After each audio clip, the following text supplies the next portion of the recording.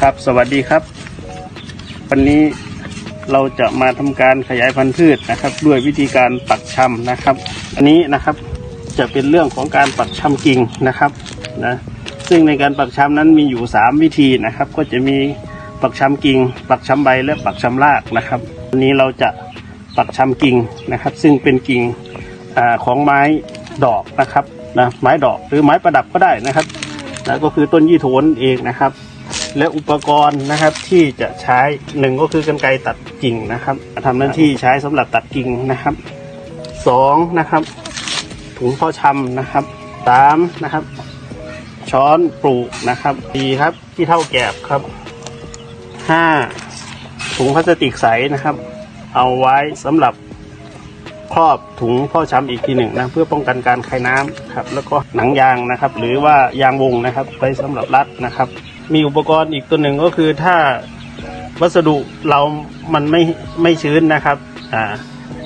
ขุยมะพร้าวขี้เถ้าแกบหรือทรายนะครับถ้ามันไม่ชื้นเราก็ใช้น้ำนะครับเพื่อสร้างความชุ่มชื้นก่อนนะครับและสิ่งที่ขาดไม่ได้ก็คือกิ่งพันธุ์ของพืชนะยี่โถนะครับเป็นไม้ที่มียางนะครับนะแล้วก็ยางของเขาจะเป็นพิษนะครับดังนั้นถ้า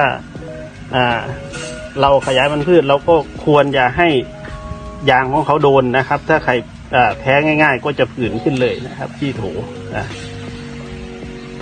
ขั้นตอนแรกนะครับก็คือขั้นตอนการเตรียมนะครับเราก็จะตักขี้เถ้าแกบเลยนะครับใส่ถุงนะครับถุงเพาะชำนะครับตักให้เต็มเลยนะครับขี้เถ้าแกบแล้วก็อัดลงนะครับอัดลงให้แน่นนะครับลงให้แน่นถุงเพาะชำนะครับที่ให้ใช้ก็อย่าควรใหญ่มากนะครับก็ไม่ควรเกิน3x5 นิ้วนะครับก็เป็นถุงเพาะชำเฉยๆนะครับนะจากนั้นนะครับให้เราลดน้ำนะครับเพื่อความชุ่มชื้นไว้นะฮะถ้ามันแห้งนี่นะครับขี้เถ้าแกบเนี่ยมันจะเป็นฝุ่นเลยนะครับปลิวเลยนะฮะดังนั้นเราก็ลดให้ชุ่มชื้นเอาไว้นะครับคราวนี้กิ่งนะครับเวลาเราตัดมานะครับด้านที่เราจะเอาลงนี่นะครับต้องให้แหลมนะครับให้ลักษณะเฉียง45 องศาอย่างนี้นะครับส่วนด้านบนนี่ให้ตัดเป็นมุมป้านอย่างนี้นะครับให้ตัดเป็นมุมป้านแล้วการตัดอย่างนี้นี่มันจะเข้าใจง่ายว่านะพอเราเห็นแล้วด้านแหลมนี่ก็คือด้านที่ให้เสียบลงไปนะครับเราจะไม่ได้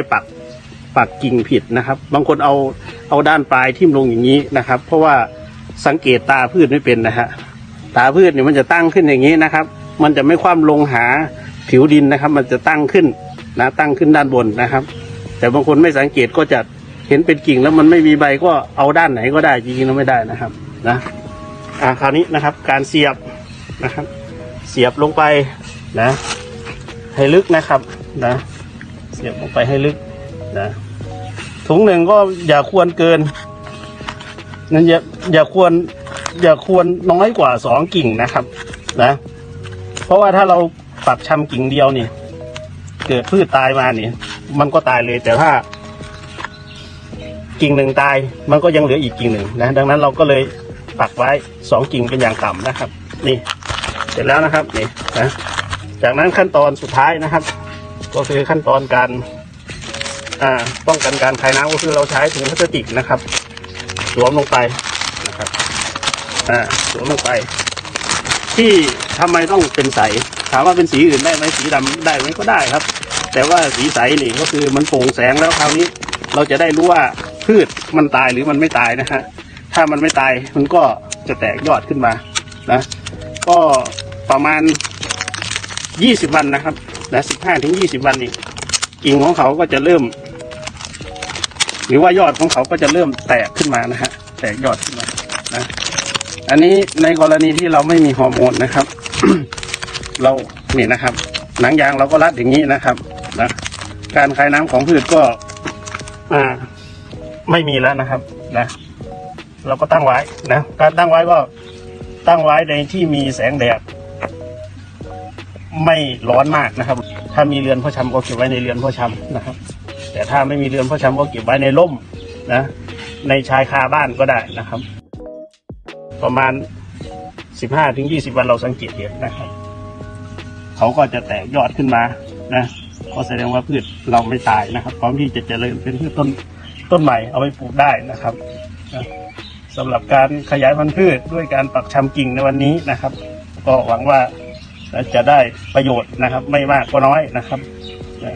สำหรับการปักชำเป็นวิธีการขยายพันธุ์พืชที่ง่ายที่สุดแล้วล่ะนะครับนะที่อยู่ในเรื่องการขยายพันธุ์พืชแบบไม่ใช้เพศหรือว่าไม่อาศัยเพศนะครับถ้าเป็นการขยายพันธุ์แบบใช้เพศก็คือการเพาะเมล็ดก็ง่ายที่สุดนะครับสำหรับวันนี้ก็ขอขอบคุณและสวัสดีครับผม